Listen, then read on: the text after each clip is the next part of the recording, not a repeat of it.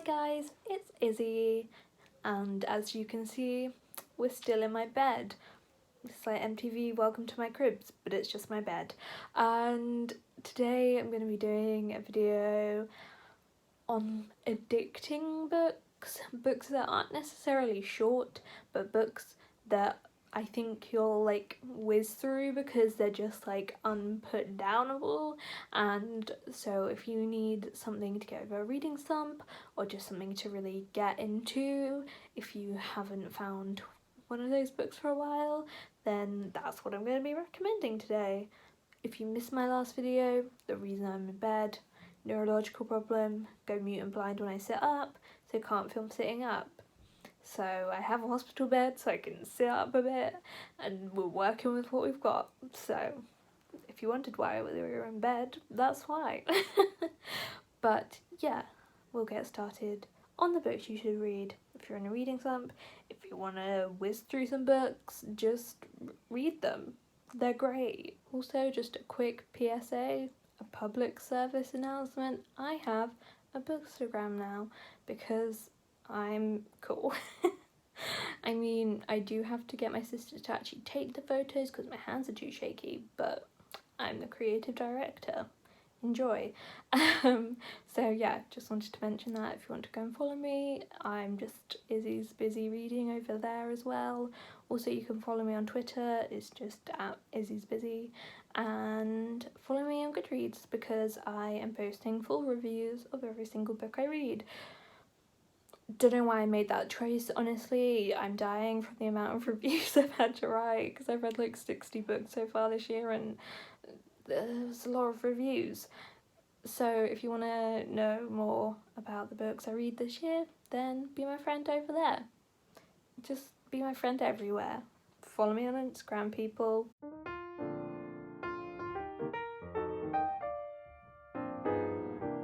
The first book I have to recommend, and the most recent one, is A Good Girl's Guide to Murder by Holly Jackson. This is a YA thriller mystery, and probably just the best thriller mystery I've ever read, like even including like adult thriller mystery. It's just hands down the best like crafted and well written thriller mystery like ever. I have written a long Goodreads review, so if you want to hear like really in-depth thoughts, then check that review out. But basically it follows our main character Pippa, and she is doing a project for her EPQ, which is this thing in England you do at the end of your like school career for like extra credit to get into university, and she investigates a local murder that happened 5 years ago. A girl called Andy Bell was missing and her body was never found, but her boyfriend Sal confessed over text message and then committed suicide. So although Andy was never found, they just charged Sal with the murder and moved on with their life. And Pippa thinks that's shady, so she decides that she's going to be the one to figure it out. And this was such an addicting mystery. It was so good in the fact that it is quite long, it's 430 pages, and I usually find that thrillers bore me until like the last 10% where you actually find out what happens. So I'm not the biggest thriller mystery fan, but this book was so good. There were like plot twists spread throughout the book. There were like new discoveries. The suspect list was constantly changing, like who the prime suspect was. There were always suspects added. And probably my most favourite thing about this book is the fact that there were genuinely like 5 or 6 suspects that could have actually done it. You know those books where there's like 2 people and it's gonna be one of them, and it's just like so obvious who it is because they're the only one with like a motivation. Like so many of the characters had a genuine motivation to do something to Andy, and so I didn't ever have like a concrete idea of what actually happened to her because there were genuinely so many possibilities. And I loved that it kept me guessing, and I loved the ending, it was so satisfying, and it wasn't obvious, but it also wasn't one of those endings that just comes out of the blue and it's a shock, but only because there was literally no signs leading up to it. You know those books. And it was just like the perfect mystery thriller, and because, like I said, there were like plot twists and new discoveries really well paced throughout the book, there was literally no point that you got bored.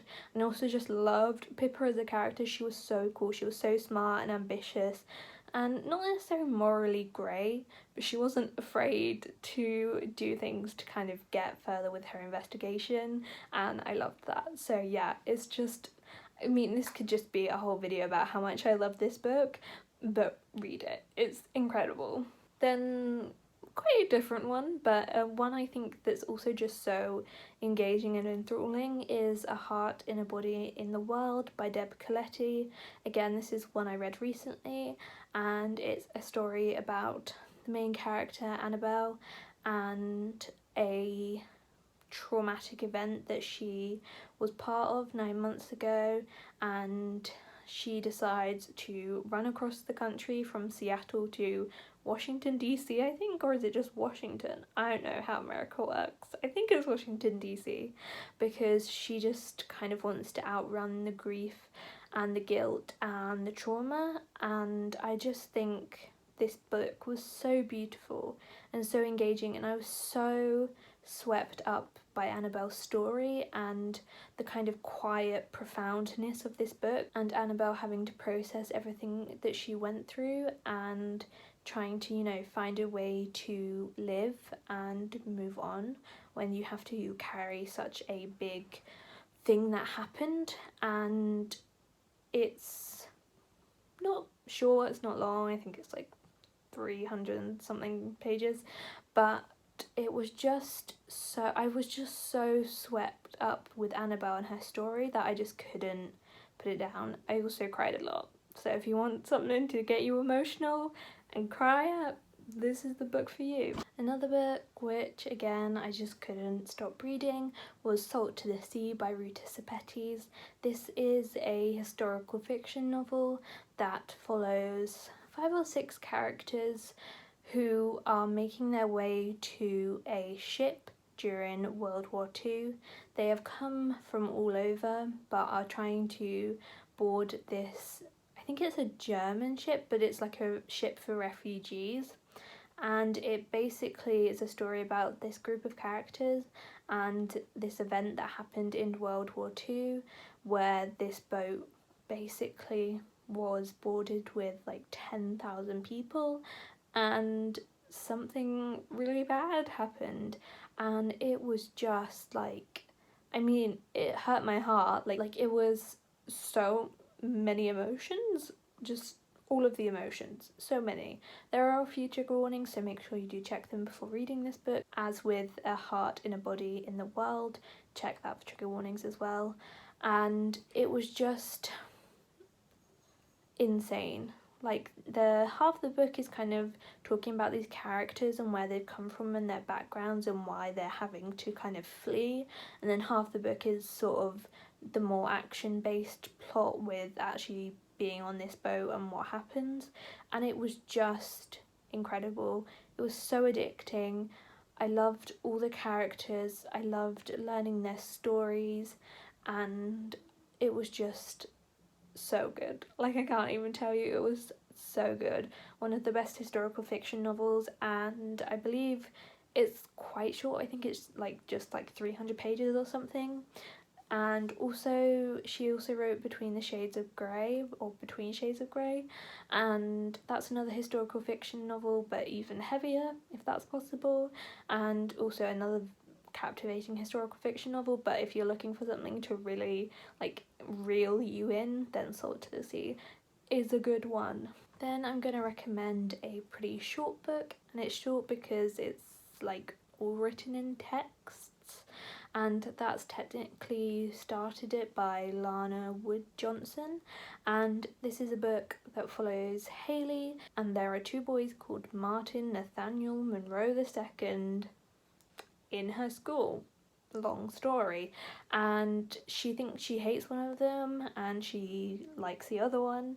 And then one day one of them texts her, I think it was for like a school project or something, I honestly don't remember, or asking about homework, I don't remember, and she thinks it's one of them, and she starts up a texting friendship relationship kind of situation, and it's just a really cute and heartwarming contemporary that's written in a fun form, which is text, and I just really enjoyed it. It was no like literary masterpiece, it was just a super fun romance, and I really enjoyed my time reading it.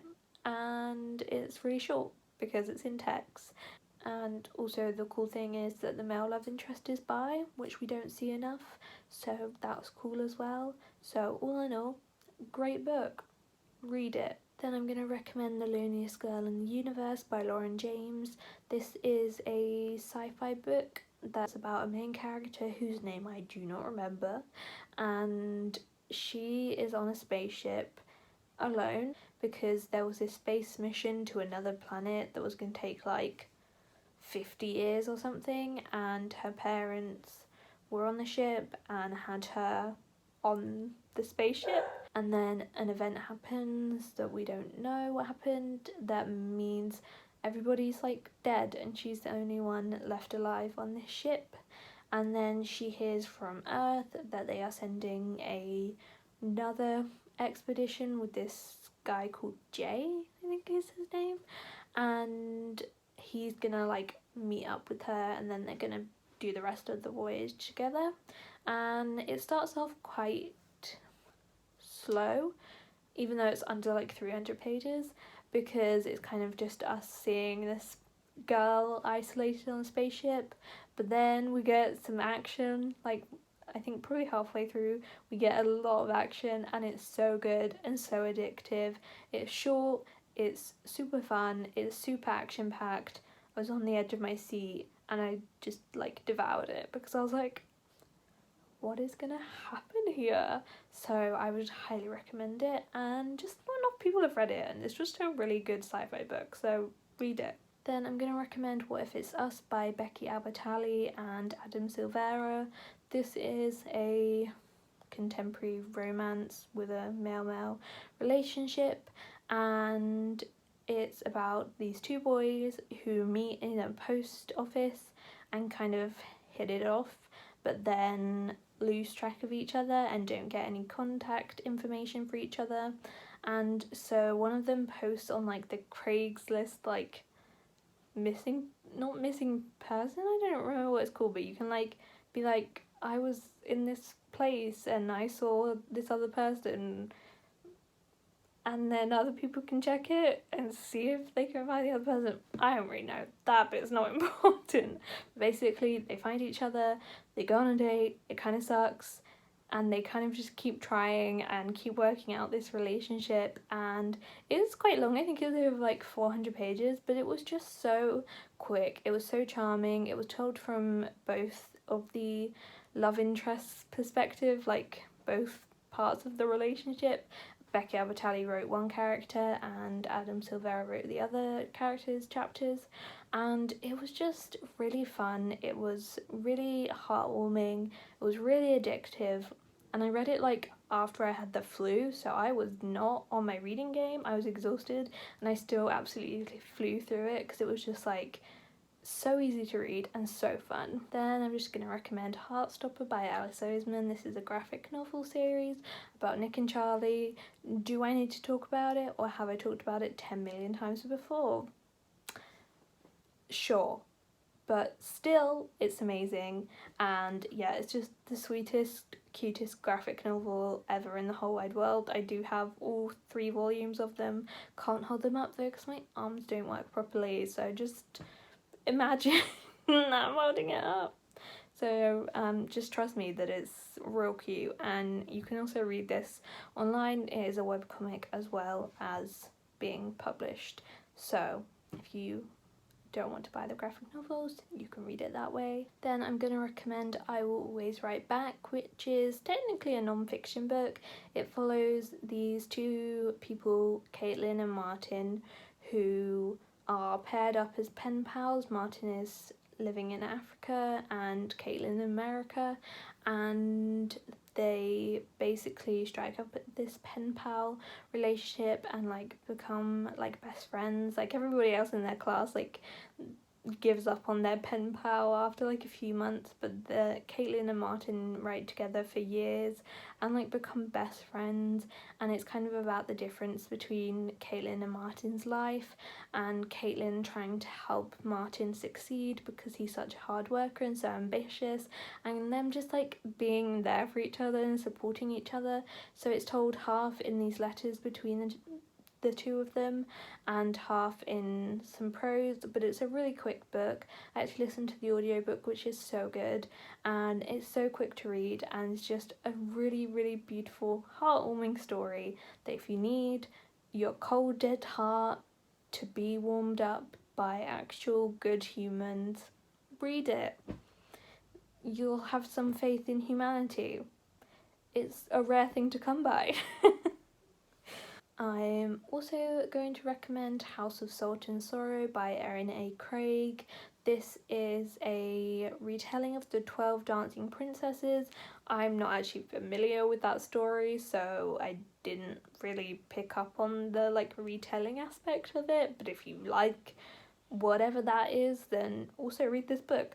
But it basically follows our main character who has 11 sisters, and 3 of them have died, and they kind of are dropping like flies, and their mother has also died, and they live in this, I mean, it's kind of a magical world, it's a made-up world, and basically everyone thinks this family is cursed, which, yep, can see why.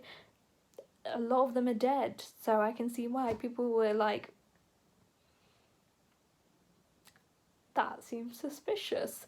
And basically it follows our main character as she kind of descends into this kind of like confusion and not total madness, but she kind of thinks she's seeing her sister's ghosts and she's not really sure what's happening, and her sisters are going places where she doesn't really understand, and it's just kind of this really like atmospheric, dark book where people are dying, you're not really sure what's happening, and it's just such a cool and addicting book. I literally couldn't put it down because it was just so good.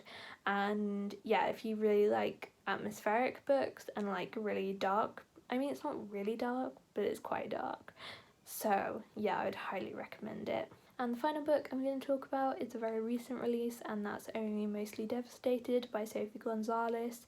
I read an arc of this in January and fell in love with this. This is a kind of reimagining of Grease, the musical, which I absolutely love, and it follows our main character Oliver, and he is on vacation somewhere, I don't remember, to spend time with his aunt who has cancer, and he's kind of like babysitting his cousins and stuff like that, and then his parents decide that they're going to move out there to be with his aunt and to help her through like terminal cancer basically. So he has to move schools for his senior year, and during the summer he had this whirlwind romance, and then he's getting silent treatment from this boy he really liked, and then he goes to this new school and it turns out the boy goes there. Romance, Grease, gay, best thing ever. It's going to be on my top books of the year list. It's so cute, it's so charming, it's one of the best rom-coms like ever. I mean, is it a rom-com? Can it be a rom-com if it's a book? I don't know, I say it can. And it's just so good. It was funny, it was witty, it was heartwarming, it was angsty, there was pining. Oh, it was just so good, and I couldn't put it down because I was just so addicted to Oliver and his narration and his character, and I just wanted to see the romance bloom, and it was just so good and I loved it so much. So those are all of the books that I recommend if you need to get out of a reading slump, or if you need something that you're just going to whiz through, or you need to be addicted to a book. Read these. They're great. Pick them up. You'll have a great time. Again, hope you don't mind the setting. Not a lot I can do about that. So, we're talking about books, but from bed. So, yay. Thank you so much for watching. I hope you have an absolutely wonderful rest of the day, and I will see you in my next video. Bye.